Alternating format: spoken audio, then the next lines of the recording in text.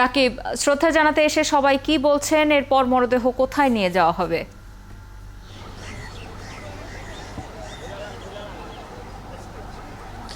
অনেক ধন্যবাদ শাওন। শ্রদ্ধা নিবেদনের পালাটা শেষ হয়েছে আজকে 10:30টার একটু পরে। আমরা দেখেছি মুক্তিযোদ্ধা শহীদ বীর মুক্তিযোদ্ধা শিবনারায়ণ দাসের মরদেহ এখানে আনা হয়েছিল এবং ঢাকা জেলা প্রশাসকের পক্ষ থেকে গার্ড অব অনার দেওয়া হয়। তারপর সর্বস্তরের মানুষের জন্য শ্রদ্ধা নিবেদনের পর্বটি শুরু হয় এবং আমরা দেখেছি বিশিষ্টজনরা এসেছেন, এখানে শ্রদ্ধা নিবেদন করেছেন, স্মৃতিচারণ করেছেন। কিন্তু মুশকিল হচ্ছে আমাদের সূর্য সন্তানদের ক্ষেত্রে এটাই হয় যে যখন তারা বেঁচে থাকেন তখন বিভিন্নভাবে আমরা আসলে অবহেলা করি বা তাদের খোঁজ খবর নেই না, কতটা কষ্টে তারা দিন পার করছে সেটা আমরা খোঁজ নিই না। কিন্তু যখন তারা ছেড়ে চলে যান তখন আমরা আসলে ঠিক এভাবেই শ্রদ্ধা নিবেদন করি। এমনই ক্ষোভ অনেকেই জানাচ্ছিলেন, তবে বিনম্র শ্রদ্ধায় স্মরণ করেছেন এই সূর্য সন্তানকে। আমার সঙ্গে পরিচালক চয়নিকা চৌধুরী আছেন এবং তিনি কিন্তু এই পরিবারেরই একজন সদস্য। তার কাছ থেকে বরং জানার চেষ্টা করি কতটুকু শ্রদ্ধা জানাতে পারলাম আমরা আসলে তাকে। আপনাকে আমন্ত্রণ জানাচ্ছি এবং আজকে হয়তো এই জায়গাটা ভরে উঠতে পারতো অনেক বরেণ্য মানুষের উপস্থিতিতে, যারা সব সময় মুক্তিযুদ্ধের কথা বলেন কিংবা ভালো সময়ের কথা বলেন।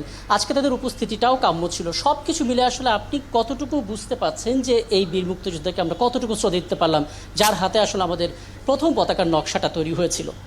আসলে প্রথম পতাকার নকশা শিবনারায়ণ দাস। আসলে আমার যখন এই পরিবারে বিয়ে হয় আমার অনেক ভালো লাগা এটাই। একটা সুন্দর মুক্তিযোদ্ধা পরিবার, এরা কিন্তু 8 জনই মুক্তিযোদ্ধা, এটা প্রকাশ করে না। এবং শিবনারায়ণ দাস মানে দাদা, আমার হাজব্যান্ডের আপন বড় বোনের হাজব্যান্ড, উনি কিন্তু প্রচার বিমুখ, উনি এটা পছন্দ করতেন না। আমি তো অনেক কিছু লিখি, বাট ওনাকে নিয়ে লেখাও নিষেধ, উনি লাইক করতেন না। এবং ওনার একমাত্র ছেলে অর্ণব, ও কিছু বলতে পারতো না, কারণ উনি পছন্দ করতেন না। আজকে যখন উনি চলে গেলেন, আমরা যখন তাকে হারালাম, তখন রাষ্ট্রীয়ভাবে কিন্তু আমরা ভালো অনেক রেসপন্স, অনেক শ্রদ্ধা পেয়েছি। যেমন ধরুন গার্ড অব অনার হয়েছে, আমাদের মন্ত্রীরা এসছেন, বিভিন্ন সংগঠন এসছেন। কিন্তু আসলে কি আমরা তাকে কতটুকু কি দিতে পেরেছি?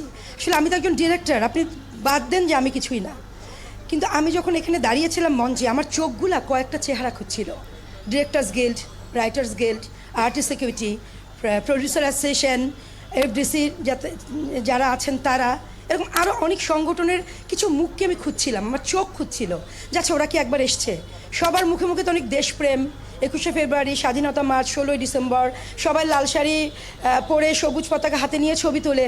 কিন্তু এই যে পতাকা, এই যে পতাকার যে প্রথম মানচিত্রর যে অঙ্কন, যেটা নিয়ে 71 সালে সব দামাল ছেলেরা যুদ্ধ করেছেন কাঁধে কাঁধ মিলিয়ে, সেটাই শিবনারায়ণ দাসের রূপে অঙ্কন প্রথম, সেই মানচিত্রটা কিন্তু, সেই পতাকাটা। সো আজকে তারা কোথায়?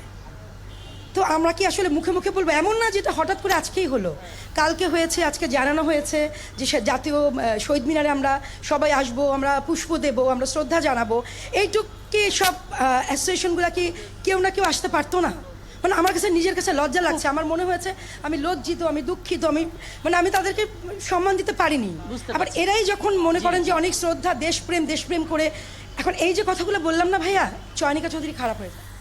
রাকিব, আপনার মাধ্যমে আমরা শুনছিলাম পরিচালক চয়নিকা চৌধুরী ক্ষোভ জানাচ্ছিলেন যে বেঁচে থাকতে আসলে দেশের সূর্য সন্তানদের আমরা সেই অর্থে খোঁজ খবর নিতে পারি না।